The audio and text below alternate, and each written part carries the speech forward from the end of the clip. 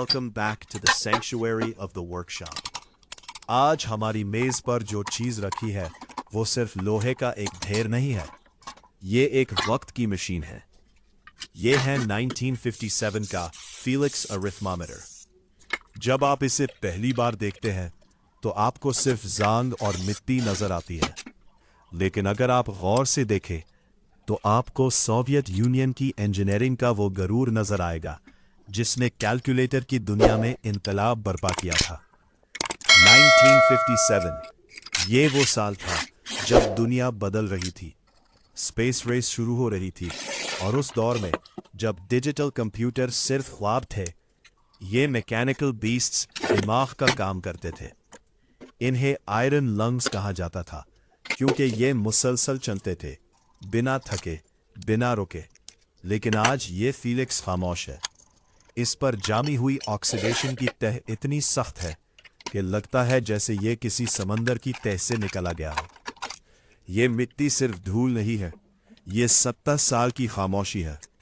हर एक जर्राह पार्टिकल जो इस पर जमा है वो एक कहानी सुनाता है। शायद ये किसी पुराने दफ्तर के कोने में पड़ा रहा, या शायद किसी इंजीनियर ने इसे आखिरी बार 1980 में छुआ था। आज हम इस खामोशी को तोड़ेंगे। आज हम इस मशीन के नसीब को बदलेंगे। चलिए पहले इसका एक मुकम्मल मुआयना, इंस्पेक्शन करते हैं। इसका वजन तकरीबन 5 से 6 किलोग्राम है, खास सोवियत लोहा। इसका एक्सटीरियर कवर जो कभी ग्रे या ब्लैक रंग का हुआ करता था, अब जंग की लपेट में है। पेंट जगह जगह से उखड़ चुका है। ये चिपिंग हमें बताती है कि इस मशीन ने सख्त हालात देखे हैं। अब जरा इसके नंबरिंग व्हील्स को देखिए। ये व्हील्स जो कभी मक्खन की तरह घूमते थे, अब जैम चुके हैं। इन पर जैमी पुरानी ग्रीस अब वर्निश बन चुकी है। मतलब ये कि तेल अब पत्थर बन गया है। जब तेल पत्थर बन जाता है तो वो गियर्स को आपस में ऐसे जोड़ देता है जैसे उन्हें वेल्डिंग कर दी गई हो।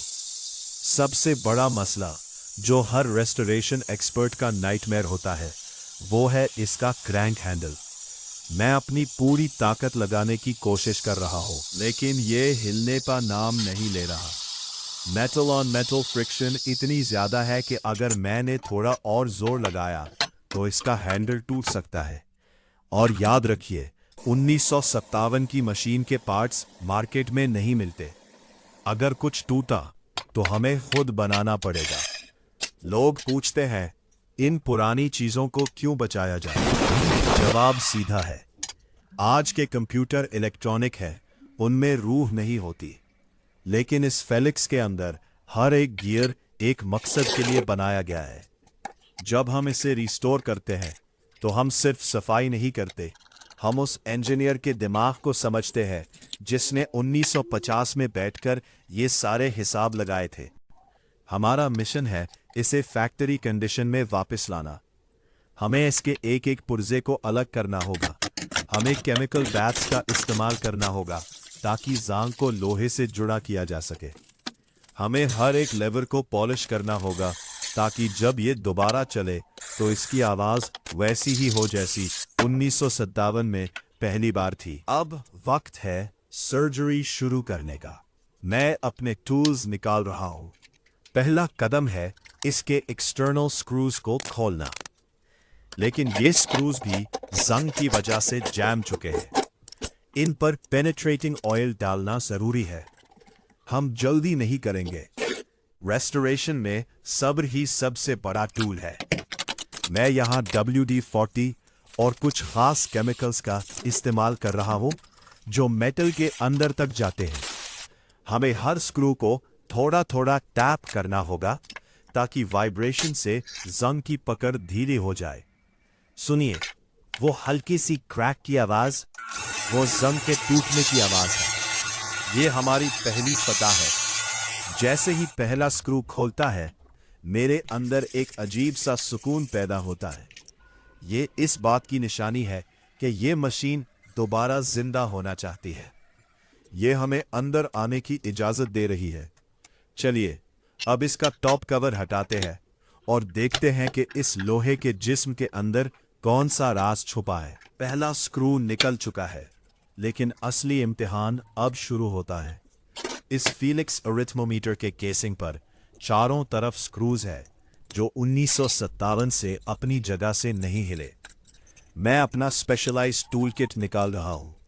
देखिए, अगर मैंने यहां थोड़ा सा भी गलत प्रेशर लगाया तो स्क्रू का हेड स्ट्रिप हो जाएगा, घिस जाएगा और फिर हमें इसे ड्रिल करके निकालना पड़ेगा, जो किसी भी रेस्टोरर के लिए एक नाइटमेयर है। मैं अब हीट गन का इस्तेमाल कर रहा हूं। मेटल को गर्म करने से वो थोड़ा एक्सपैंड होता है और यही वो मौका होता है जब जंग की पकड़ ढीली पड़ती है। सुनिए, ये हल्की सी क्लिक की आवाज, ये मेटल के सांस लेने की आवाज है।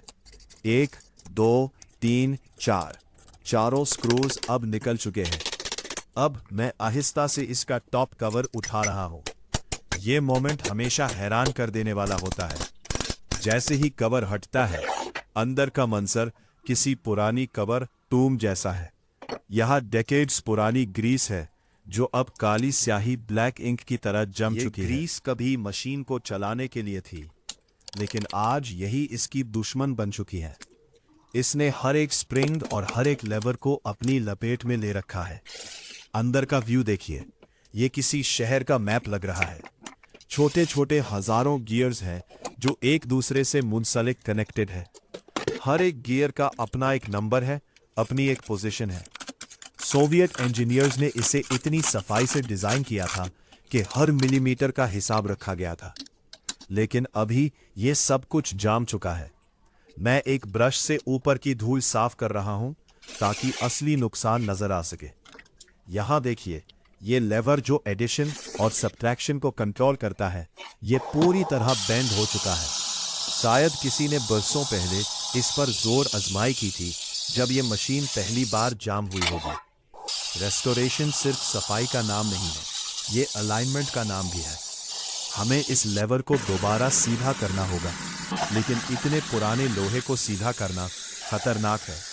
70 साल बाद भी ये लोहे का दिमाग गलती नहीं कर रहा।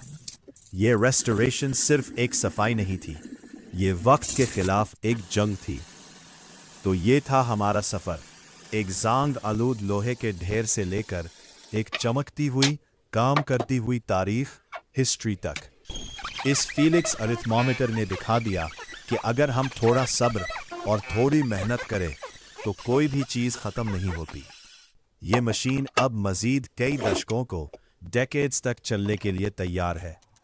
अब ये फाइनल है, ये मशीन दोबारा जिंदा हो चुकी है और इसकी हर एक हरकत हमारी मेहनत का सबूत है। उम्मीद है आपको ये रेस्टोरेशन पसंद आई होगी। मिलते हैं अगले प्रोजेक्ट में, तब तक के लिए